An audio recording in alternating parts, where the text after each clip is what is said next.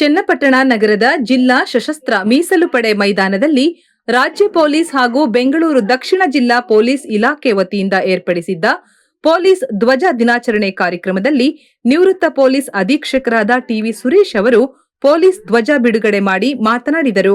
Police ಧ್ವಜ ದಿನಾಚರಣೆ 1963ರಲ್ಲಿ Karnataka police act ಅದನ್ನು ರಚನೆ ಮಾಡಿದರು. ಅದು 1965 ಏಪ್ರಿಲ್ 2ರಂದು ಅದು ಜಾರಿಗೆ ಬರ್ತದೆ. ಅದೇ ರೀತಿ ನಮ್ಮ ಪೊಲೀಸ್ ವಿವಿಧ ಪಂಗಡಗಳ ವಿವಿಧ ಸಂಘಟನೆಗಳ ಏನು ಪೊಲೀಸ್ ಸಂಘಟನೆ ಇದೆ ಅದರ ಮರು ವಿಂಗಡಣೆ ಆಗಿರುವಂಥದ್ದು ಕೂಡ 1965ರಲ್ಲಿ. ಅದೆಲ್ಲದರ ಸವಿ ನೆನಪಿಗಾಗಿ ಮತ್ತು ಪೊಲೀಸರ ಸೇವೆ, ಅನನ್ಯ ಸೇವೆ ಮತ್ತು ತ್ಯಾಗದ ಸಂಕೇತವಾಗಿ ನಾವು 1984ರಿಂದ ಪೊಲೀಸ್ ಧ್ವಜ ದಿನಾಚರಣೆಯನ್ನು ಯಶಸ್ವಿಯಾಗಿ ಇಂದಿನವರೆಗೆ ಮಾಡ್ಕೊಂಡು ಬರ್ತಾ ಇದ್ದೇವೆ. ಪೊಲೀಸ್ ಧ್ವಜ ದಿನಾಚರಣೆಯ ಮಹತ್ವ ಎಲ್ಲರಿಗೂ ತಿಳಿದಿದೆ. ನಾವು ಕರ್ತವ್ಯದಲ್ಲಿದ್ದಾಗ ಏನು ಸೇವೆಯನ್ನು ಮಾಡ್ತೇವೆ, ನಮ್ಮ ಕಾರ್ಯಬದ್ಧತೆಯನ್ನು ಮತ್ತೊಮ್ಮೆ ನೆನಪಿಸುವಂತಹ ದಿನ ಪೊಲೀಸ್ ಫ್ಲಾಗ್ ಡೇ. ನಾವು ಎಷ್ಟೇ ಕೆಲಸ ಮಾಡಿದರೂ ಕೂಡ ಮತ್ತೆ ಏಪ್ರಿಲ್ 2ರಂದು ನಾವು ಯಾವ ರೀತಿ ಕೆಲಸವನ್ನು ಮಾಡಬೇಕು, ನಮ್ಮ ಸಂಘಟನೆಯಲ್ಲಿ ಪೊಲೀಸ್ ಇಲಾಖೆಯಲ್ಲಿ ಯಾವ ರೀತಿ ಶಿಸ್ತಿನಿಂದ ನಾವು ಇರಬೇಕು, ಕಾರ್ಯತತ್ಪರರಾಗಬೇಕು, ಕಾರ್ಯಬದ್ಧತೆಯನ್ನು ನಾವು ಮೆರೆಸಬೇಕು ಅಂಥೇಳಿ ಪುನಃ ನಮಗೆ ನೆನಪಿಸುವಂತಹ ದಿನ ಪೊಲೀಸ್ ಫ್ಲಾಗ್ ಡೇ. ಹಾಗಾಗಿ ಈ ದಿವಸ ನಮ್ಮ ಪೊಲೀಸರು ಮತ್ತು ಸಾರ್ವಜನಿಕರ ಮಧ್ಯೆ ನಮ್ಮ ಸಂಬಂಧ ಮತ್ತು ವಿಶ್ವಾಸವನ್ನು ಬಲಗೊಳಿಸುವಂತಹ ಮತ್ತೊಂದು ದಿನ ಈ ಪೊಲೀಸ್ ಫ್ಲಾಗ್ ಡೇ.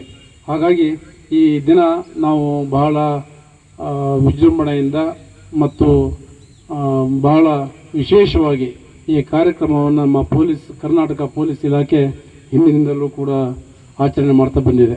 ಜಿಲ್ಲಾ ಪೊಲೀಸ್ ವರಿಷ್ಠಾಧಿಕಾರಿ ಆರ್ ಶ್ರೀನಿವಾಸ್ ಗೌಡ ಮಾತನಾಡಿ, ನಿಸ್ವಾರ್ಥ ಸೇವೆ ಹಾಗೂ ಕರ್ತವ್ಯ ನಿಷ್ಠೆ ತೋರಿದ ಪೊಲೀಸರನ್ನ ನೆನೆಯುವ ನಿಟ್ಟಿನಲ್ಲಿ ಪ್ರತಿ ವರ್ಷ ಏಪ್ರಿಲ್ 2ರಂದು ಪೊಲೀಸ್ ಧ್ವಜ ದಿನಾಚರಣೆಯನ್ನ ಆಚರಿಸಲಾಗುತ್ತಿದೆ ಎಂದು ತಿಳಿಸಿದರು. ನಾವು ಕರ್ನಾಟಕ ರಾಜ್ಯ ಪೊಲೀಸ್ ದಿನಾಚರಣೆಯನ್ನು ಆಚರಣೆ ಮಾಡ್ತೇವೆ. ಏಪ್ರಿಲ್ 2, 1965ರಲ್ಲಿ ಕರ್ನಾಟಕ ಪೊಲೀಸ್ ಪಡೆ ರಚನೆಯಾಗಿದ್ದು, ಆ ನೆನಪಿಗಾಗಿ ನಾವು ಪೊಲೀಸ್ ಧ್ವಜ ದಿನಾಚರಣೆಯನ್ನು ಆಚರಿಸ್ತೇವೆ. ಜೊತೆಗೆ ಇದರ ಇನ್ನೊಂದು ಉದ್ದೇಶ ಏನಂದರೆ, ಅಧಿಕಾರಿ ಸಿಬ್ಬಂದಿಗಳು ಹಾಗೂ ನಿವೃತ್ತ ಅಧಿಕಾರಿ ಸಿಬ್ಬಂದಿಗಳಿಗೆ ಒಂದು ಕಲ್ಯಾಣಕ್ಕಾಗಿ ಉತ್ತೇಜನ ನೀಡೋಕ್ಕೋಸ್ಕರ ಕೂಡ ಈ ಒಂದು ಪೊಲೀಸ್ ದಿನಾಚರಣೆಯನ್ನು ಕೂಡ ನಾವು ಆಚರಣೆ ಮಾಡ್ತೇವೆ. ಸುಮಾರು ಪ್ರತಿಯೊಬ್ಬ ಪೊಲೀಸ್ ಕೂಡ 25ರಿಂದ 30-35 ವರ್ಷಗಳ ತನಕ ನಿರಂತರ ಸೇವೆ ಸಲ್ಲಿಸ್ತಾರೆ. ಅವರ ಒಂದು ಅವಿಶ್ರಾಂತ ಒಂದು ಸೇವೆಯನ್ನು ನೆನೆಯುತ್ತಾ, ಜೊತೆಗೆ ಅವರ ಕಲ್ಯಾಣಕ್ಕಾಗಿ ಏನು ನಾವು ಏಪ್ರಿಲ್ 2ರಂದು ಪೊಲೀಸ್ ಧ್ವಜ ದಿನಾಚರಣೆ ಆಚರಣೆ ಮಾಡಿ ಪೊಲೀಸ್ ಧ್ವಜಗಳನ್ನು ಮಾರಾಟ ಮಾಡ್ತೀವಿ.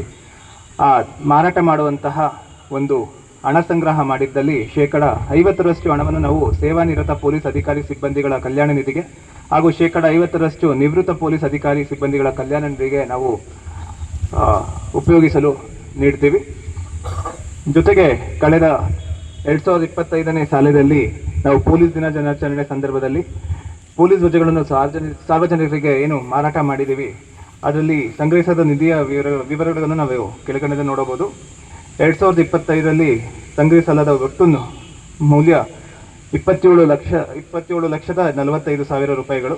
ಅದರಲ್ಲಿ ನಾವು ನಿವೃತ್ತ ಪೊಲೀಸ್ ಅಧಿಕಾರಿ ಮತ್ತು ಸಿಬ್ಬಂದಿಗಳ ಕಲ್ಯಾಣ ನಿಧಿಗೆ ಜಮಾ ಮಾಡಿದ ಮೊತ್ತ ಸುಮಾರು 13,72,500 ಹಾಗೂ ಕೇಂದ್ರ ಪೊಲೀಸ್ ಕಲ್ಯಾಣ ನಿಧಿಗೆ ಜಮಾ ಮಾಡಿದ ಒಟ್ಟು ಮೊತ್ತ 13,72,500.